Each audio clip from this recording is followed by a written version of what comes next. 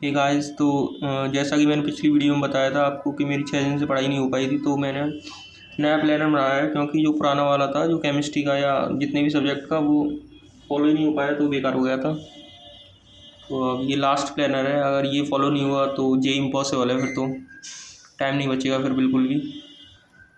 तो ये अभी मैं तीनों, अब मैंने प्लान क्या किया है कि तीनों सब्जेक्ट एक साथ नहीं पढ़ूंगा, फिजिक्स केमिस्ट्री मैथ एक साथ नहीं।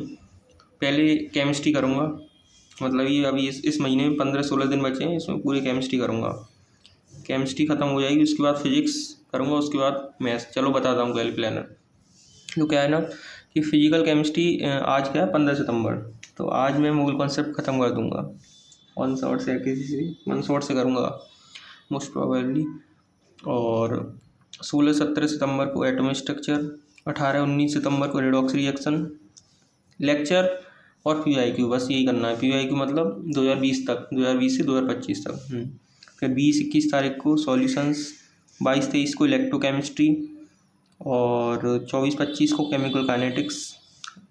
ये यहाँ तक फिजिकल केमिस्ट्री का मोस्ट ऑफ द पोर्शन ख़त्म हो जाएगा। मतलब फिर इसमें सिर्फ 2 चैप्टर बचे हैं शायद। एक बचा है थर्मोडायनेमिक्स, एक बचा है इक्विलिब्रियम, जिसमें 2 चैप्टर आते हैं, केमिकल और काइनेटिक, केमिकल एंड आयोनिक। हाँ, तो वो मैं लास्ट में करूँगा, टाइम बचता है। तो इससे क्या है, मेरा कॉन्फिडेंस बूस्ट हो जाएगा बहुत ज़्यादा, सिलेबस ख़त्म हो जाएगा। तो वो चैप्टर, तो फिजिकल में वो 2 चैप्टर बच जाएंगे, इक्विलिब्रियम और क्या है, थर्मोडायनेमिक्स, वो बाद में होंगे। फिर 26 तारीख को मैं IOC शुरू करूँगा। पीरियोडिक टेबल 26 को ख़त्म कर दूँगा, ज़्यादा बड़ा चैप्टर है नहीं वो। फिर 27, 28, 29, 30, 27 सितंबर से 30 सितंबर तक केमिकल बॉन्डिंग। इसी बड़ा चैप्टर है, तो और इससे क्वेश्चन भी ज़्यादा आते हैं ये मेंस में, तो 4 दिन लगाऊंगा इसमें। और 1 अक्टूबर से 2 अक्टूबर 2 दिन में कोऑर्डिनेशन कंपाउंड्स, और 3 अक्टूबर को P ब्लॉक, और 4 अक्टूबर को D&F ब्लॉक। तो इसमें कोई चैप्टर बड़े हैं, कोई छोटे हैं। तो मैंने जैसे फिजिकल केमिस्ट्री में हर चैप्टर को 2 दिन दिए हैं, तो और थोड़ा टाइम बच ही जाता है तो उसमें मैं यही रिवाइज करूँगा, मतलब केमिस्ट्री रिवाइज करूँगा, ऐसा मान लो हो जाएगा इसमें। और ये यहाँ तक मेरी फिजिकल केमिस्ट्री और IOC का मेजर पोर्शन ख़त्म हो चुका हुआ 4 अक्टूबर तक।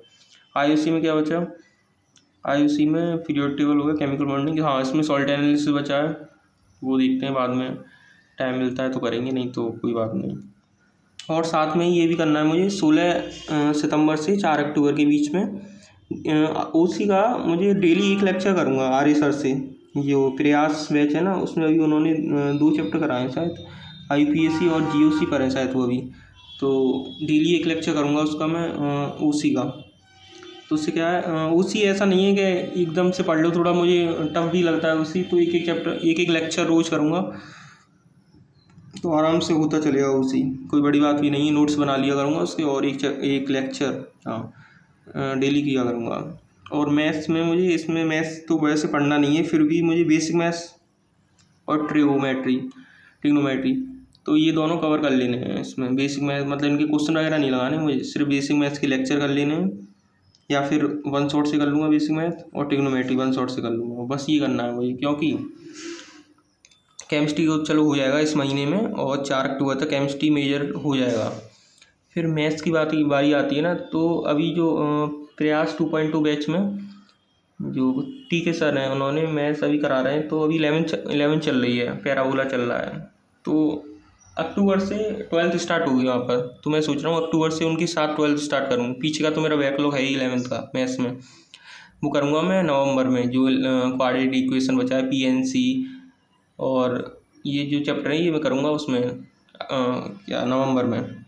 तो 12th का उनके साथ स्टार्ट कर दूंगा, और जो 11th के सारे चैप्टर मैथ के करूँगा नहीं मैं, ना पैराबोला कर रहा, ना हाइपरबोला, ना इलिप्स, सिर्फ straight line, circles, quadratic equation और PNC बस, और ट्रिग्नोमेट्री, यही करूँगा मैं 11th में। और 12th की मैट्रिसेस, डिटर्मिनेंट, वेक्टर, 3D, और जो सर के साथ चलता रहूँगा उसमें।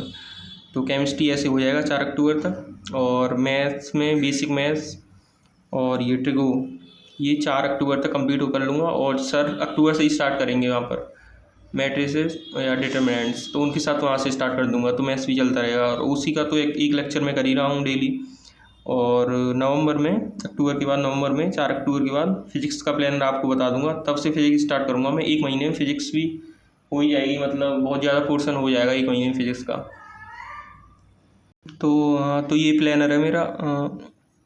और इसके साथ मुझे सिर्फ लेक्चर और PYQ करना है। PYQ पे सबसे ज़्यादा फोकस करना है, क्योंकि PYQ में बहुत ज़्यादा क्वेश्चंस हैं, तो वही बार बार करने हैं। मतलब जो क्वेश्चन नहीं बनता उस पर टिक लगा लेना है और सॉल्यूशन देखते चलना है, और नहीं बनता तो बस रुकना नहीं है। और अगर ये प्लानर फॉलो नहीं होता तो JEE इम्पॉसिबल है, फिर तो मैं तैयारी ही छोड़ दूंगा फिर तो मैं। और हाँ, इम्प्रूवमेंट के फॉर्म भी भरने थे, इम्प्रूवमेंट के फॉर्म आ चुके हैं, तो मैं 2-3 दिन में भर ही दूंगा, इतनी जल्दी नहीं है। 15 या 16, 17, अरे आज ही 15 है, 17, 18 तारीख में शायद भर दूंगा।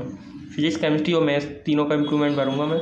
मुझे 49 मार्क्स की नीड है 75% के लिए, क्योंकि मेरी 65 के करीब बन रही है, 65 पॉइंट में कुछ, तो 49 मार्क्स की मेरे को नीड है।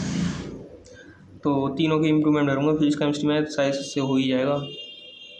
तो ये लास्ट है मेरा प्लानर, इसके बाद कोई प्लान नहीं आएगा, यही फॉलो करूँगा।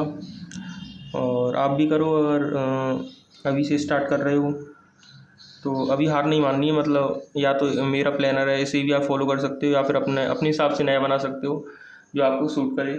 आप मैथ्स पहले कर सकते हो या कुछ भी पहले जहाँ से आप कर रहे हो। तो मेहनत करते रहो। Thank you.